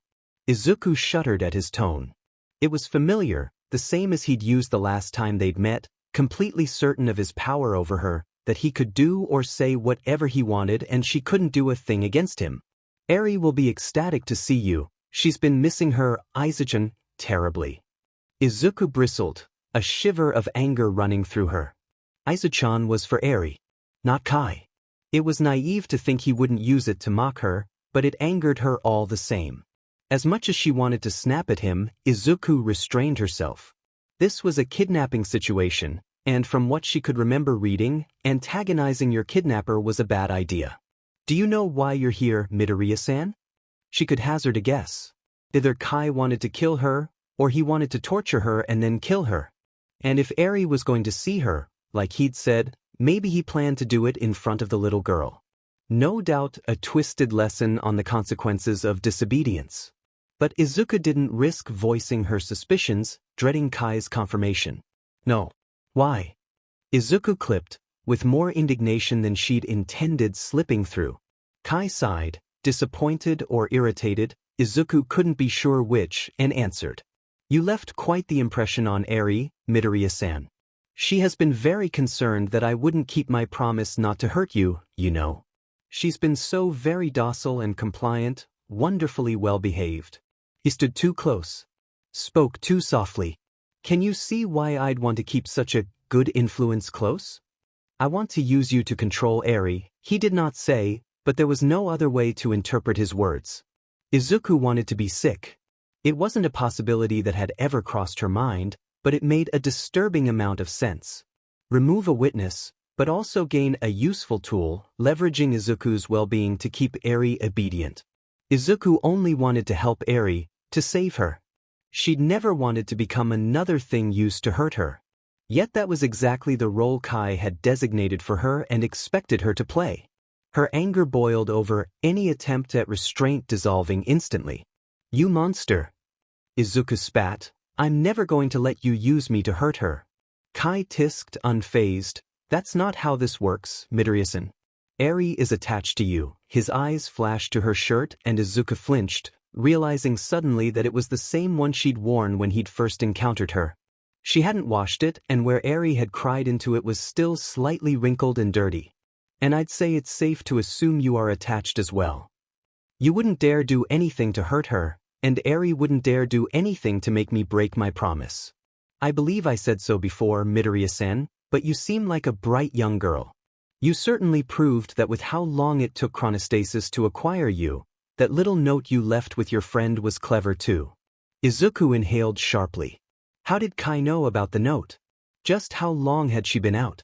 Not that I'm worried, seeing as that note was conveniently misplaced. That pesky anonymous tip as well. Izuku paled. Kai had people in the police force. Her best shot at saving Eri was gone. Her stomach felt hollow. How far did his influence reach? How powerful, how dangerous, was Kai really? Izuku needed to know, but God, if she wasn't terrified of those answers. Kai stood inches from her, eyes lowered and thin eyebrows downturned. Please understand that attempts at cleverness like that here will not be tolerated, Midoriya-san. There will be consequences for disobedience or rebellion. Kai didn't need to say that the consequences would be Eri's to endure. Izuku clenched her fists and looked away from that petrifying gaze, seething. Eri would never be truly safe here with Kai, even if Izuku behaved perfectly. Abuse didn't work like that. As long as you follow my rules, Kai murmurs, suddenly a whole lot closer than before, almost in her ear, you won't have any reason to worry. Izuku jerked away violently, wrists pulling painfully against her bonds. Kai didn't laugh but huffed an amused note. She shuddered, averting her eyes once more. The first should be simple to follow, no escape attempts. You will be staying with Eri in her room and neither of you is to leave unless skirted by me or chronostasis. I've already warned you of the consequences of disobedience. Kai said, an edge of warning to his tone. Second, you will be responsible for minding Eri while I'm busy with other matters. Keep her clean and out of trouble. You'll be allowed to make requests for things to entertain yourselves with, but don't think I won't be very carefully monitoring what you request. He paused. Do you understand so far, Midoriya-san? Izuku gave a slight nod. He continued, third, I will not tolerate you not giving Eri silly ideas like you did on our first meeting. I did not lie to Eri, Midoriya-san. Quirks are a disease, a curse on humanity. But Eri's is useful to my goals. For a second dumbfounded confusion overwhelmed her fear, and Izuku looked up, wide-eyed and blurted, but quirks aren't a curse, they're appealing and helpful and dash. Enough, Kai sniped, annoyed by her interruption. You've clearly been sold the same garbage the rest of society has. Heroes and villains, they're all symptoms of the disease of quirks. You should count yourself lucky, Midoriya-san, to be quirkless. Lucky? Izuku couldn't help the disbelief that filled the word. I'm not lucky. If anything, being quirkless is a curse dash. Oh, and what do you mean by that? Izuku shut her mouth, but Kai's expectant stare was unwavering. She was being stupid, he wanted her to react. He wanted to antagonize her. Why else would he call her quirklessness lucky? Maybe he believed quirks were a curse, but even he said they were useful. Without a quirk, Izuku was less than worthless. Except, she wouldn't be here if Kai hadn't thought she would be useful for something. Figures that the first time she was useful to anyone it would be a villain, using her as a tool to hurt a little girl. The moment of tense silence that followed was broken by an exasperated noise from Kai. I know plenty about the treatment of the quirkless in this hero society. It doesn't surprise me that you would think your lack of quirk made you cursed or worthless. It's all you've ever been told. I bet you've even been treated like a disease, like your quirklessness was infectious. Izuku swallowed. Kai knew somehow. She didn't know how, but he knew and she hated how right he was. I can't blame you for not seeing quirks the way I do. Few do. But the way I see it, the quirkless are blessed. They're clean of the disease of quirks, they don't need a cure. They're pure. Blessed, Izuku hung on that word. Kai said it without a trace of sarcasm. Did he actually believe what he was saying? That he thought her quirklessness was a good thing? No, that was ridiculous. It had to be. But God, if it wouldn't be just her rotten, non-existent luck that the first person to not belittle her for her quirklessness was a villain. I've gotten off track, but no matter. That's all I have to say for now. Goodbye, Midoriya-san. Kai said, turning and strolling toward the door with a lazy wave. Unexpectedly, however, he paused midway. He glanced casually over his shoulder at her. Actually, there's one last thing. You told Eri her quirk couldn't hurt you. You don't understand what it is, do you? Or how dangerous it is? What? Thought not. He chuckled lowly. Someone will come by in a few minutes to prepare you for Eri. Kai was through the doorway before Izuku could respond, the door shutting smoothly behind him, submerging her in darkness once more. Dangerous? She'd only met Eri 5 days ago, maybe longer, since she had no idea how long she'd been asleep, but in that time, Izuku's memory of her conversation with Eri had grown fuzzy. She remembered most of the important parts, but struggled to remember the specifics of what Eri said about her quirk. It had something to do with taking quirks. But Izuku was quirkless. There had to be a reason Kai would think that Eri's quirk was more dangerous than Eri told her. What is Eri's quirk? Izuku didn't have long to contemplate it. The door opened. Entering the room was a tall man in a long white raincoat. He wore a plague mask similar to Kai's, but it was simpler, black, and had a pair of eerie little glasses perched atop it. The mask completely obscured his features, so Izuku was tentative to call the person a man, but his hands seemed more masculine than feminine. He was silent and impassive as he loosened the straps around her ankles and wrists. Impersonal. While Izuku hadn't planned on running for several reasons, the firm hand gripping her shoulder made it clear he was warning her not to even think about it. He led Izuku outside to where a woman wearing a simple blue medical mask and scrubs was waiting. She had straight creamsicle orange hair and pale lemon yellow eyes that widened almost imperceptibly as they fell on Izuku. They lingered on the teen for a moment, just long enough for Izuku to catch a flash of pity, before her gaze turned to the hooded man. Is she? The hooded person nodded and the woman fell silent, eyebrows slightly furrowed, her eyes looking duller, tired. Izuku guessed she was frowning, maybe grimacing? Under her mask. The hooded man led the way through the winding halls, while Izuku attempted and failed to memorize what turns they took, before reaching another door. She couldn't help but note how unassuming the door was, but she was cautious to not assume what lay beyond it would be so innocent. The hooded man opened the door and inside. Inside was a washroom. Izuku might have laughed had she not been between two strangers, one of whom looked like they very much did not want to be there, and the other keeping a strong grip on her shoulder. The hooded man did not go in, but released Izuku's shoulder, passing her off the woman. Said woman promptly took the lead, shepherding Izuku inside with slender hands. The door closed behind them, and a tension Izuku hadn't noticed before flooded from the woman's body. She removed her mask, revealing a soft smile and a thin scar on her chin.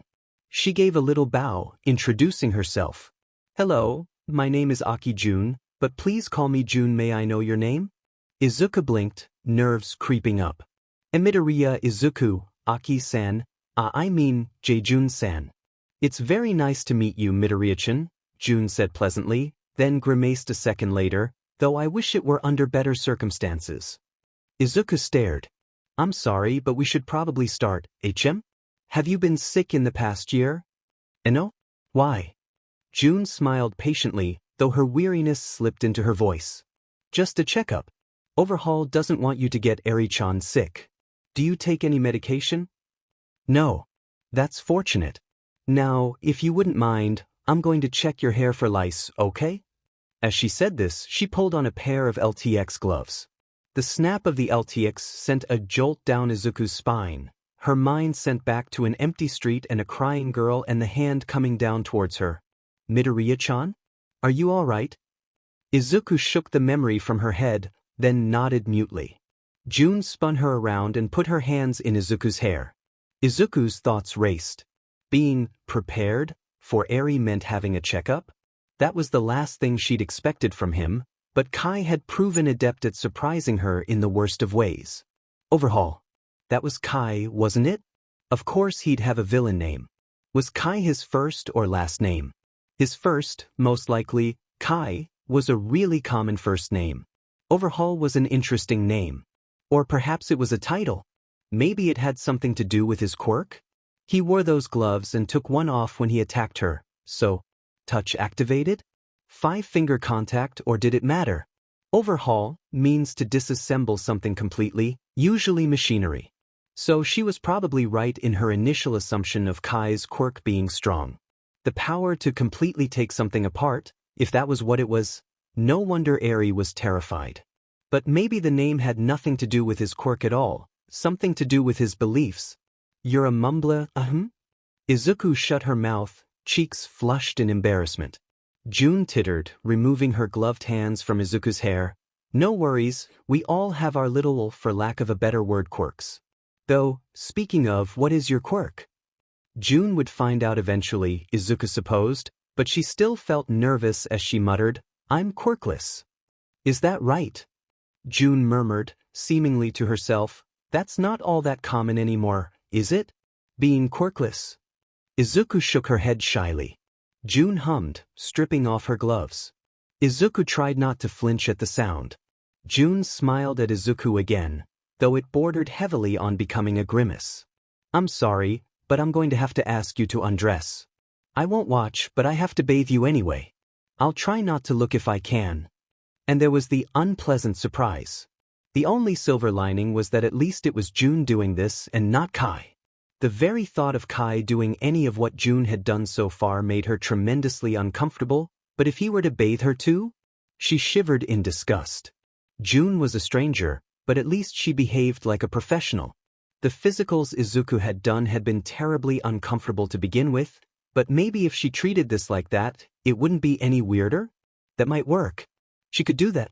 But what followed was still an embarrassing, awkward experience. After some hesitation, Izuku managed to stutter out a thank you, and June gestured Izuku to a shower stall, where Izuku stripped out of her clothes. Once she'd finished, June placed Izuku's clothes outside the stall, came back in and started the water. All the while, Izuku tried to ignore her discomfort and the unease rolling in the pit of her stomach. Pretending that it was just part of a standard physical wasn't working. No one was just washed by their doctor. And physicals didn't hurt like this did either. Izuku could tell June was trying to be gentle, but her scrubbing hurt. June had scrubbed at Izuku's skin with a coarse brush and unscented soap until it felt raw, pulling on her limbs and turning her to catch every inch of skin. She worked shampoo through her hair, fingernails occasionally scratching Izuku's scalp, then finally rinsed her off with almost too hot water.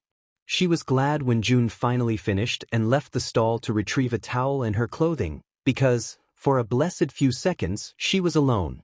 And alone, Izuku could no longer contain her emotions. Izuku hugged herself, at first just trying to keep warm, but quickly shifted to burying her head into her arms, sinking to the floor. Why was this happening to her? Why was this happening to an insignificant, quirkless girl like her? Tears fell hot against her chest and she shuddered with every breath. A warm towel fell around her shoulders, and Izuku found herself being pulled into a tight one-armed hug by June, while the woman whispered soft words of comfort. Promises that everything would be all right. Izuku desperately wanted to believe it, but it was a lie. A pretty lie, certainly a comforting lie, but a lie all the same. They stayed that way for a few minutes before June released her and offered the shivering teen a hand up. Aside from her undergarments, Izuku wasn't allowed to change back into her clothing. Rather, she was presented with a long, tan dress like Eri's. It was slightly too big on her, and the material was thin, leaving Izuku chilled. It didn't help that her hair was still damp despite her efforts to towel it dry. June had replaced her mask before knocking twice on the door. Izuku's clothing was folded under her arm, her hand resting lightly on Izuku's back. The door opened, and they stepped out, the hooded man's hand resuming its position on her shoulder. It wasn't only the hooded man with them in the hall, however. Kai, along with a tiny black puppet with a white plague mask, stood facing the hooded man. Izuku flinched under Kai's gaze, as did June, who immediately stepped back and bowed deeply to the man. Overhaul-sama. Aki-san. I trust Midoriya-san didn't give you any trouble? Still bowed, June spoke meekly. None at all. Good. That will be all for now, Aki-san. You are excused.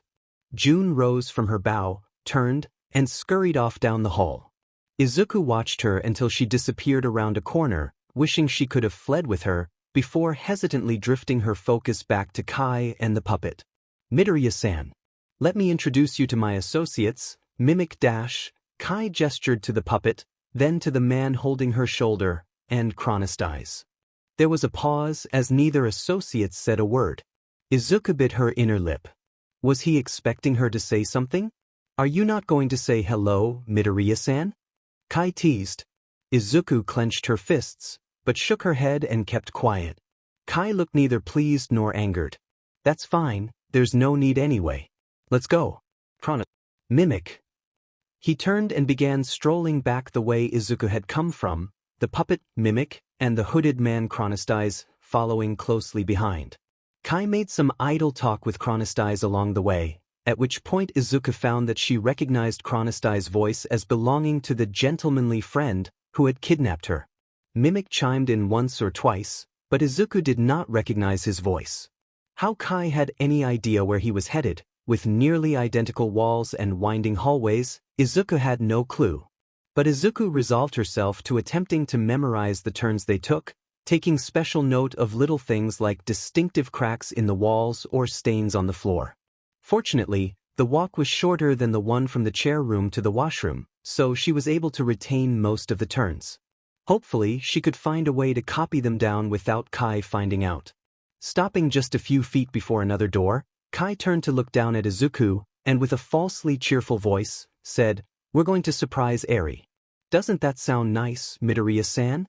Izuku nodded half-heartedly, hoping that was the response he wanted. That had to be Eri's room. Eri was in there, scared and alone, and Izuku needed to see her. "Chrono, bring her here." Chrono doesn't hesitate to walk her to Kai and release his hold on her. Izuku tensed, fists and teeth clenching, as Kai's gloved hand came to rest lightly on her shoulder instead. Kai opened the door, only enough for him to be visible. There was faint shuffling, tiny footsteps padding against cement. "Eri," Kai said, in a mockery of a croon, opening the door wider. "I have a surprise for you." Eri, with her wide red eyes and tiny off-centered nub of a horn nestled in tangled white hair, immediately froze at the sight of Izuku, her mouth parting slightly. She clutched her dress with tiny hands, then softly, shyly asked, "Aizu-chan? You're here?" Izuku's lips wobbled, the urge to run to the little girl only hindered by Kai's presence at her side. A shaky breath preceded her words, "Yes. Yes, I am here, Eri-chan." Eri looked to Kai, eyes even wider, tears gathering and mouth trembling. "Afraid. You promised." "That I did." Kai gazed back, a knowing smirk present in his eyes. "And I will keep it so long as you keep yours." Eri did not look convinced but nodded anyway.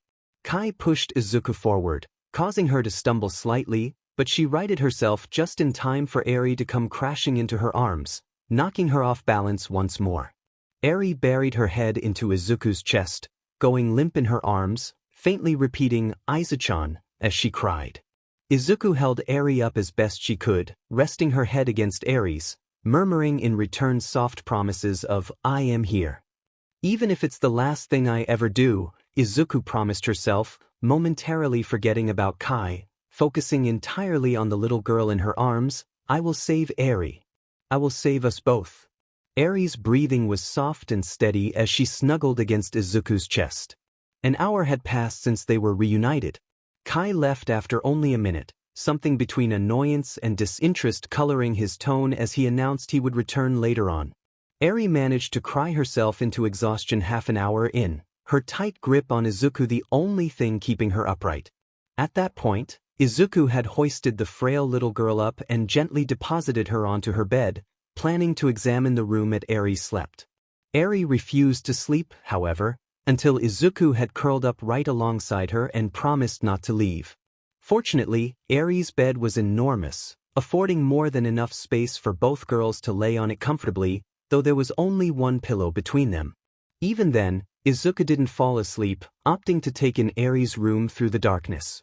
The structure of the room followed a noticeable pattern, clearly designed with a child in mind, but the room itself was far too empty for a room as large as it was, with decorations too impersonal and sparse to feel like any genuine effort was made to make it comfortable. There was a plain dresser beside the bed.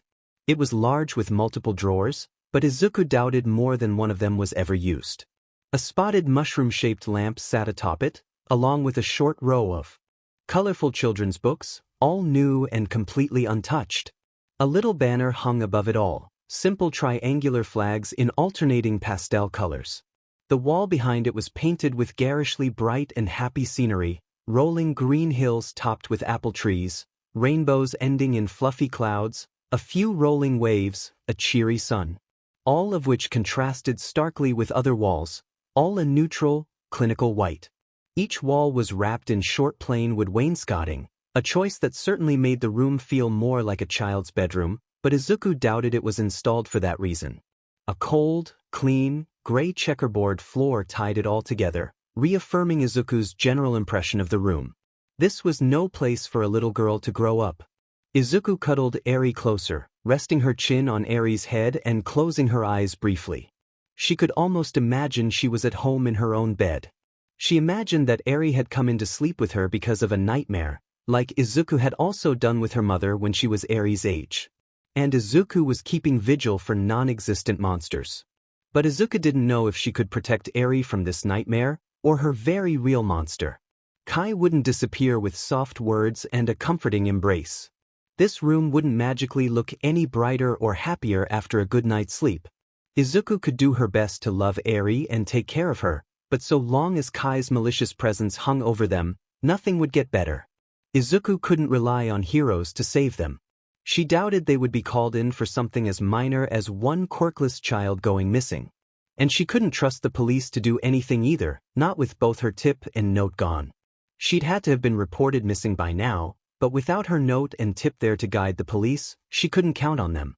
Regardless, would the police even care enough to keep the case of a missing quirkless girl active for longer than a few weeks? Unlikely. And most certainly not with the addition of Kai running around, destroying any evidence of her kidnapping or his involvement in it. It was up to Izuku to save them both now. And, God, wasn't that a scary thought? Izuku shook it from her head best she could, but it continued to niggle away in the back of her mind. Izuku, quirkless, young, inexperienced, armed with only her determination to escape and advice on how to stay alive in a kidnapping situation, would have to find a way. She had to, or else Eri would never be free and Izuku would never see her mother again. Or Kaken. Like a slap to the face, Izuku jolted violently at the thought of her childhood friend. There was no way Kaken didn't read the note before he gave it to the police. Maybe it was still possible. Someone might still look for her. Something like relief flooded through her at the thought, before the sinking pit of doubt in her stomach swallowed it whole. Would Kaken care enough to look for her? He'd never seen her as anything more than an annoying thorn in his side. A useless Deku that couldn't protect herself because she was quirkless and worthless and dash. Izuku squeezed her eyes tight. No, she had to believe that Kaken would help. He would tell someone or find help because Kaken was going to be a hero, and heroes saved everyone, even their useless childhood friends. Hopefully, Izuku thought, Kai didn't know who turned in the note. And if he did, she hoped he wrote Kaken off as just another teenager who could be intimidated into silence. Because if Kai didn't, Izuku wouldn't be able to bear knowing she was the reason Kaken was hurt, or worse, killed. Aizu-chan. She'd woken Eri up. She looked down at the little girl, who returned her gaze with wide, worried eyes, and gave a thin smile. Eri continued to watch her, lips wobbling for a second like she might want to return the expression, before settling in a frown. Are you okay? Izuku blinked at the question. She hadn't said anything aloud, had she? Yeah, I'm okay, Eri-chan. Don't worry about me, okay? Eri's frown deepened, she opened her mouth, hesitated, closed it, then opened it once more to say, but, you're crying. Oh, Izuku said, after lifting a hand to her eye and feeling the moisture gathered there. She'd always cried so easily, but who wouldn't cry in a situation like this? I guess I'm just worried. Kai is really scary, huh? Eri nodded meekly, her eyes watering dangerously. Izuku sat up and quickly pulled Eri into a hug. She hadn't meant to upset Eri, she shouldn't have mentioned his name. I'm sorry, Eri-chan. I won't bring him up again. We don't have to talk about him. Okay, Eri whispered, lips trembling and eyes wide and afraid, looking only more distressed. Izuku squeezed Eri once, hoping to reassure her. But Eri still shook in her arms, her hands still gripped tight the fabric of Izuku's gown, and Izuku found herself promising that everything was going to be fine, that she would protect Eri, that nothing bad would happen. Every promise was a lie. Nothing would be fine, she couldn't protect Eri, bad things had happened and would continue to happen until a hero saved them or Izuku found some way out. Eri had shifted at some point, tucking her head into Izuku, but carefully, so that her horn wouldn't poke the older girl. Kai said if I was good he wouldn't hurt you. But you're here. He promised he wouldn't and… Eri sniffled. It's all my fault. He's going to hurt you and it's all my fault. Eri said this softly, but with such certainty, Izuku was left frozen in place. For such a little girl, Eri had seen so much cruelty. Kai had called her cursed, and Eri believed it.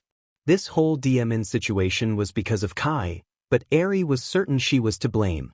Izuku pulled Eri away from her carefully, then cupped her cheeks and brushed away the girl's tears with her thumbs. No, it's not. Kai lied. You couldn't have known this would happen. It's not your fault, not even a little. Eri-chan. None of this is your fault. Eri nodded, but looked down at her lap as she did so, avoiding Izuku's gaze. She didn't believe her. Izuku eased Eri back into a hug, then ran her fingers through Eri's tangled hair. Meeting Izuku Midoriya, though he hadn't known it at the time, would be a watershed moment in Toshinori's life. It was not every day that a child latched onto his leg as he took off, only after an answer to a single question, "Can I be a hero without a quirk?" Of course, he'd said no at the time. He had had the fortune of meeting Nana and been worthy enough in her eyes to hold one for all. Otherwise, he never would have become the symbol of peace. It, however, proved to be an ultimately stupid choice on his part, when not 10 minutes later that same child reappeared to save the boy trapped in the sludge villain. She did not succeed, but her efforts had given the boy a chance to breathe and all might the time to SCK up his courage and follow her example. To show the courage and selflessness he espoused. In those frightening seconds, he found the heart in Midoriya that Nana had seen in him, and knew she had the perfect qualities to inherit his quirk. He'd intended to go after the girl immediately after to present his offer, but found himself held up by the clamoring press. It wasn't hard to break from them, but a combination of not seeing which direction she'd run off in and bad timing, he was unable to find her. It was fortunate that she'd given him her surname, which made looking her up fair easier than it could have been. He discovered her residence, school, and a few other details, and then had a very sudden realization. He could go seeking out Midoriya, but how would that look? He couldn't possibly show up to her home as All Might too much attention, nor could he go in his true form, not without her parents' suspicion of how a gaunt older man knew their teenage daughter. And it would mean even more people to entrust with his secret, a number that he desperately wanted to keep to 5 or less. In combination with this dilemma was his reason for being in Mustafu in the first place, teaching at UA. It was true that he took the job to search for a successor, and now that he'd found one, being at UA wasn't so monumental of a problem, but planning and preparing took time. Nedzu was determined that he would have some teaching experience, resulting in hours-long lectures on teaching, meandering and so dull it was hard to keep focus. Months flew by before Toshinori finally lighted upon an idea, but by that time it was far too late. He'd gone out to lunch with his friend, Naomasa, when he'd mentioned her name in passing. Midoriya? You wouldn't happen to know her first name, would you? Toshinori quirked an eyebrow. Yes, Izuku, I believe. Why do you ask? Naomasa looked grim, sighing as he rubbed the bridge of his nose. Midoriya Izuku has been missing for 4 days. Most of the officers on her case think she's a runaway, but it wouldn't make any sense. Her mother said she went out to get groceries. She had her phone on her and some cash, and neither was found. She didn't leave any sort of note for her mother and was only supposed to be out for a half-hour tops, and hell, she told her mom to call the police if she wasn't home in an hour. There's no evidence of any foul play, but the way her mother described her behavior? paranoid and cautious to the extreme? Really rubs me the wrong way. You think she might have gotten into trouble with someone? Toshinori probed. Yes. I hope it's just a coincidence that someone who knows your secret was targeted. Because the alternative, Naomasa and Toshinori shared a meaningful look. All for one being alive, or worse, alive and watching All Might so closely was very bad news. Toshinori only hoped that wasn't the case. If it isn't him, though, who would go after her? Toshinori queried. Naomasa furrowed his brows and took a long sip of coffee before responding. As I said, there's no evidence of anything. But it was clear that she knew someone was after her, with her behavior leading up that point. I can't be sure why she wouldn't warn her mother of someone else about what she was mixed up in. Naomasa took another sip and, looking more troubled than before, added, "They're considering letting the case go cold." Toshinori gaped. "But it's only been a week?" "Yes," he nodded. "They said it since there's so little evidence, but I think it's more to do with her being quirkless. No one ever comes forth with evidence in those cases, and I hate to say it, but most people don't care when a quirkless person goes missing." "Sounds suspicious to me, Naomasa. So little evidence?" "And Midoriya, she was smart, that I could tell even from only knowing her for a little while. Why wouldn't she have left a note if she knew her kidnapper?" "I agree. I think there might be something going on with this case, something a lot bigger than we realize." They both agreed to keep meeting to discuss the case, even if the case went cold. They made little headway, until one day, when Naomasa had gotten caught up with work and Toshinori came by the precinct for lunch instead of meeting elsewhere. He had arrived and was in the waiting room when suddenly a yelling match erupted at the front desk. "What the F, do you mean, what note?" "The note I gave to that police chick," exploded a young boy, one fairly familiar to Toshinori, though he couldn't place why. "I'm sorry," whimpered the officer behind the counter. "I don't know what you're talking about, Sir Dash." "The F you don't." "Izuku Midoriya, been missing since Saturday? She gave me a note and I gave it to the one chick, but apparently the case is going cold because of a lack of evidence? That's bullshit. It literally had the name of the guy who kidnapped her on it." Having heard more than enough, Toshinori stood and made his way over to the angry blonde, tapping on his shoulder politely. "They do want Skeletor?" A little taken aback by the dated reference, Toshinori blinked, then said, "Were you a friend of Midoriya's?" The boy narrowed his eyes. "Yeah, so? Why do you want to know?" "You mentioned a note? And you read it?" "Except apparently I'm the only one who has, 'cause these idiots lost it or some sheet. Would you follow me then, young, pardon me, I don't know your name." "Bakugu Katsuki." "Young Bakugu then. Please follow me." Toshinori led Bakugu into Naomasa's office, where he knew Naomasa was busily working. But he decided this was a worthy interruption and was sure Naomasa would see it the same way. "Naomasa, sorry to interrupt, but it sounds like we have a lead after all. Young Bakugu, would you mind repeating what you said earlier? To you or the officer?" "Both if you would." "Fine.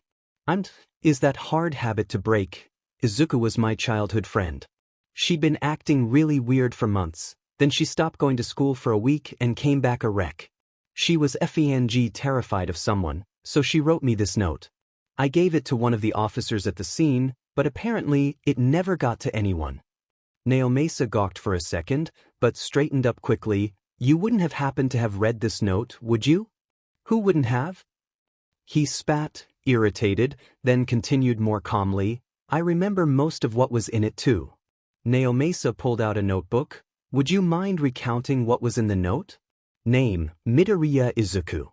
Gender, female. Age, 13 start 14 end. Quirk, none combined with even a tiny trace of Aries blood. Izuku's blood takes on the property of Aries. Quirk, I'm playing fast and loose with science here. Personality, very similar to canon. A tomboy with a love for heroics and a self-sacrificing, protective streak a mile wide. Appearance, short, curly green hair, just long enough to make a tiny ponytail. Emerald green eyes. Light freckling. Medium build, small chest. Often wears shorts instead of skirts, t-shirts and red high-top sneakers. Wears a similar dress to Eri under Kai's care. Doesn't wear makeup. Minor OC. Gender. Female. Age 30-ish. Quirk. Able to sterilize injuries and heal very minor wounds, at the expense of the energy/stamina around her. If she used her ability, she must take energy from her patient, herself, or another living thing nearby. Personality, very SBMSSV, but kind and a bit quirky. HM? She's some thug's wife, and acts as an unofficial nurse for the shy Hisakai. She is not Yakuza, because women cannot be, even in the quirked era. She has no children because she physically can't have any, so she tries to take care of Izuku the best she can. She knows about Eri, but only sees her for female issues, like Izuku. She's called in more now because of Izuku's presence. Appearance, thin willowy. Creamsicle orange straight shoulder-length hair. Pale, lemon yellow eyes. Extremely pale, like she hasn't seen the sun in years, a scar on her chin from being hit with a ring as a little girl. Primarily dresses in a standard nurse garb and disposable face mask. Old summary, Midoriya Izuku has given up on her dream of becoming a hero. Now, she'll settle for surviving long enough to protect her new little sister, Eri, until she can save them both from overhaul. Plot? What plot? Izuku's dream is crushed by All Might, and she thinks about jumping, but he never manages to re-find her after saving Bakugo. Izuku's failed attempt to save Kaken is broadcast and Izuku faces serious bullying from everyone. Izuku finally tells her mom. Izuku encounters Eri and Overhaul on a shopping trip with her mom. She's without her phone, so she's unable to help Eri, but Overhaul manages to hear their conversation where Izuku gives her name and admits to being quirkless. He manages to vaguely threaten both, so Eri goes back to him and Izuku is left too scared to tell her mom and knows the police wouldn't believe her either. He promises that they will be seeing her again soon. Kai reflects on how he could use Izuku to control Eri better, even if she did begin to unravel part of his manipulation over Eri. He also notes how useful she might be to study if she really is quirkless. There's also some straight-up obsession and excitement over someone who is actually untouched by the plague of quirks. He ultimately decided to use her to keep Eri compliant, and use her as a test subject for comparing her blood to someone who is affected by the quirk-erasing bullets.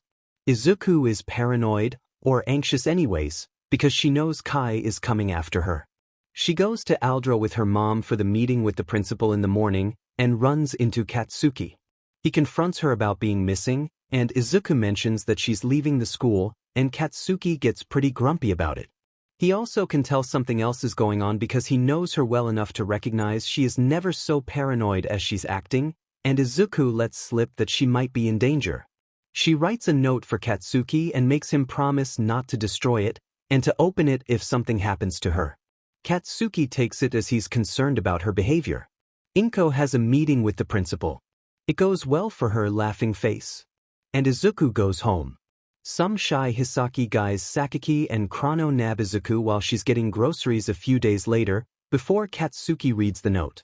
He does get to Inko's, however, after his mom tells him Izuku is missing, just in time to see her talking to the police. He immediately opens the letter, reads it, and freaks out and gives it to the police. Like what Kai predicted, the police are suspicious about the teen really being missing, but they do keep a lookout for her. But it's too late. Izuku wakes up in a dark, clean room. Kai comes in and gives Izuku the rundown on her role. Note. Due to the note, and Chrono's spies in the hero/police agencies, he lets Kai know Izuku left a note and an anonymous tip. Kai is displeased, but impressed by her planning she is to be Eri's new caretaker, entailing that she will keep Eri entertained and be a good older sister for Eri. He mentions his plans to use Izuku to keep Eri compliant, threatening to harm Izuku so Eri stays put. He also figures that Eri will be less likely to leave Izuku behind, and Izuku, being quirkless, will have a hard time escaping herself, and especially a hard time trying to escape with Eri. After that mess, Izuku is taken to bathe and given similar clothing to Eri, a plain tan dress. We meet Aki-jun, an OC who will later be integral in Eri's escape. Eri and Izuku finally see each other again, and Eri is ecstatic, but also terrified for Izuku. Eri breaks down. Kai leaves. Izuku and Eri cry together for a while, before going to rest on Eri's bed. Izuku takes in Eri's room and considers her situation further. She's given up on outside help, conveniently forgetting that Katsuki would have read her note and wouldn't rest trying to save her. She ends up breaking down again, which wakes up Eri. Eri doesn't know what to do to help, but she tries to help in her own way. Katsuki discovers his note has gone missing and suspects this Kai person to be responsible. All Might has finally managed to find Midoriya through Tsukachi, though he is too late. He and Katsuki cross paths, and Katsuki shares what he remembers of her letter with Tsukachi and Im. Next morning, they're both woken up and given food, and Izuku manages to get Eri to talk about herself a bit. The day includes Kai returning for a blood draw while Eri is with her, and Eri also has her blood drawn. This is extremely stressful for both. They go back to the room and the monotony is awful, so Izuku introduces the idea of braids, and manages to find a brush and some ribbon to do Eri's hair with. Izuku contemplates Eri's quirk. Kai discovers a unique quality to Izuku's blood, which makes Eri's blood, even when heavily diluted by Izuku's, retain the same properties.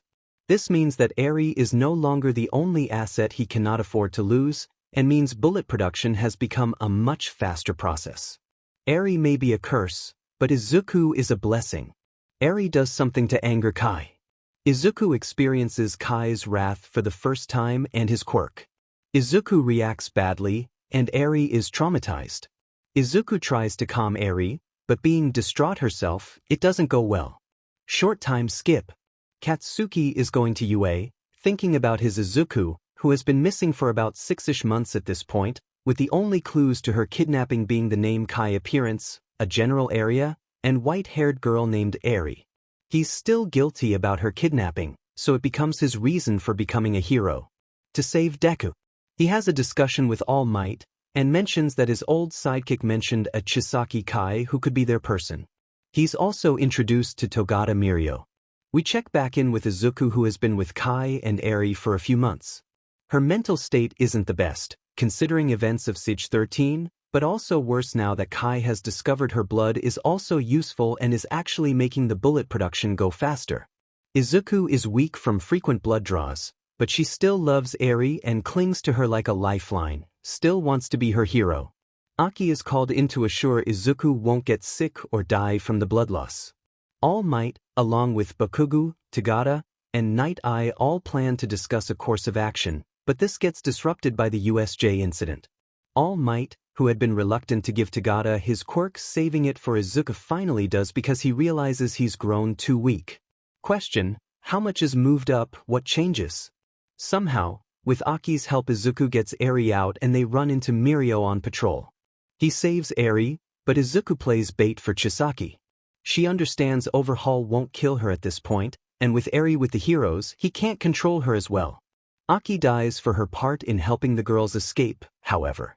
Izuku suffers, tormented by Chisaki constantly and nearly bedbound due to excessive blood draws. Raid time plus Katsuki. Mirio nearly loses his quirk, but Izuku interferes, which gives Mirio enough of an edge to beat Chisaki. Reunion with Eri. Lots of tears. All Might, Mirio, Katsuki, and Izuku have a heart-to-heart about a lot of things. One for all, Izuku's quirklessness, and Katsuki's attempts to redeem himself.